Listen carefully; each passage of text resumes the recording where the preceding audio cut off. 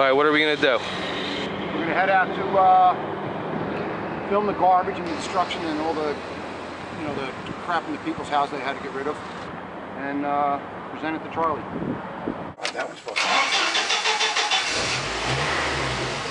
All right, if you could start out by telling me your name and where we are. Sure, my name is Charlie Bush. I'm on Broadway Lane in Fairfield.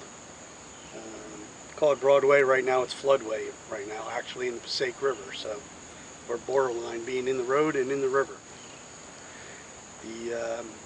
This is right after the second flood we've had in a week.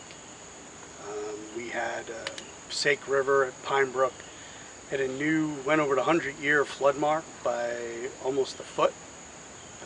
Something that everyone thought would never happen, but something that in this community we've been saying was going to happen for the last 3 years.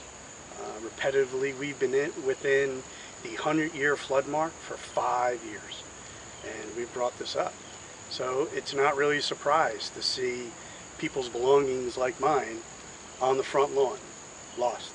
Memories, money, but the emotional toll of doing this year 3 times already is certainly taking a toll on the entire community, not just in Fairfield, even though that's my hometown. Lincoln Park, Aquanic, Little Falls are all towns that are hit, you know, repetitively over and over and over again. And what have you been doing to work towards a solution with this? In March we started a citizens group, if you will, called the Fairfield Citizens for Flood Control Reform. There's 5 or 6 of us, including the mayor in town, trying to get, you know, close collaboration with our local government, and then also with some people in the community that are ready to step up, ask questions, and maybe do some probing. And since March, we've actually done quite a bit with the town.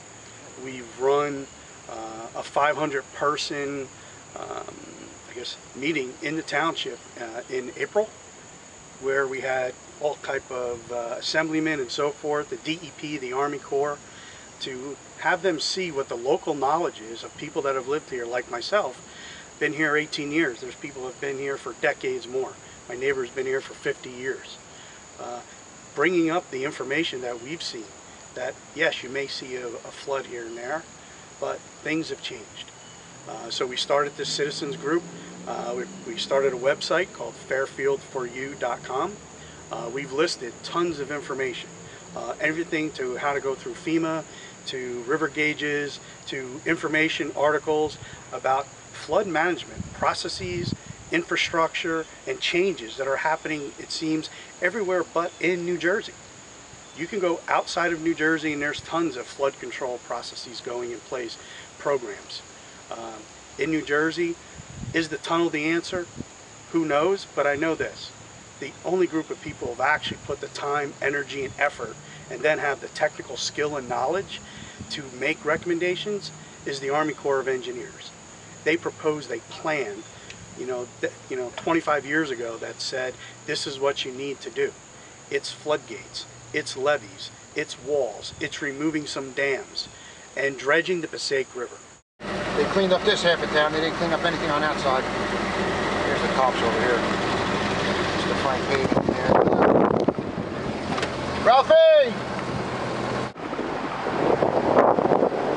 You got too much time on your hands, Frank.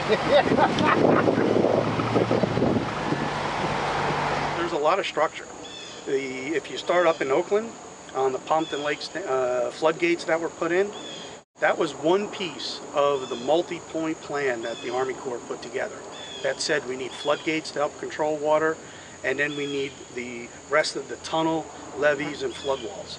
Well, when we have a floodgates up north, those floodgates run off a simple logarithm of so much water comes in, we have to let so much water out. That does not look at what happens downstream. So if we're flooded out, as we are here in Fairfield, and we were in the beginning of August with a river that was 5 feet higher, those gates do not look downstream. So putting in one piece of those gates that opens on a pure computer program as opposed to human beings, that sends water downstream and causes more or less a bolus of flooding. When you go south from Fairfield, or you keep working yourself down from Pompton where Pompton and Passaic come together at 2 bridges. It's documented by the Army Corps of Engineers for 15 to 20 years already that they know that the Pompton is so strong, it literally turns and backs up into the Passaic River. The theory we had was, and we videotaped this, how stuff actually floated and went back up into Fairfield, that we thought we were pushing the Passaic backward. You know what? We were wrong. And you know who corrected us? The Army Corps corrected us and said, no, that's the Pompton River actually coming back into Fairfield. So we're not only dealing with our own water and stopping that's coming from Millburn, Chatham, East Hanover, down Pine Brook. We now have the Pompton River coming into Fairfield and flooding us out. The Army Corps knew about it, the Army Corps has done nothing about it, and the DEP knows about it and has done nothing about it. Again, negligence. You're causing pain, suffering, and damage, and you already know it happened. Move down, you end up down into the Beatty's Dam area in Little Falls. Folks like Hans Perel and Dorothy O'Hare, those folks have been battling this for 20 to 30 years in that area. They've been fighting to get Beatty's Dam taken down. It's documented. Beatty's Dam was built to hold water for rug mills and carpet mills 100 years ago. Today, it does nothing but hold water back. So if it holds water back before it gets through Little Falls, it holds all that water back all the way up through every town up through Fairfield.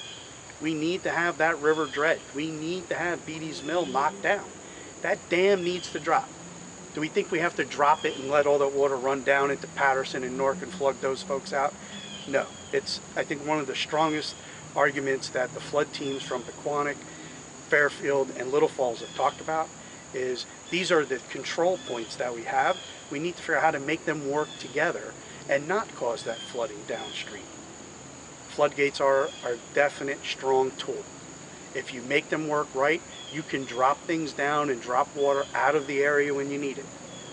This storm, pure negligence on DEP and Governor Christie and the Army Corps.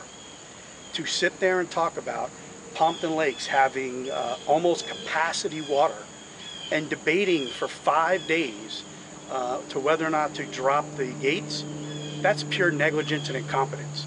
Why would I want a politician making a decision about dropping floodgates? That's not his area of expertise.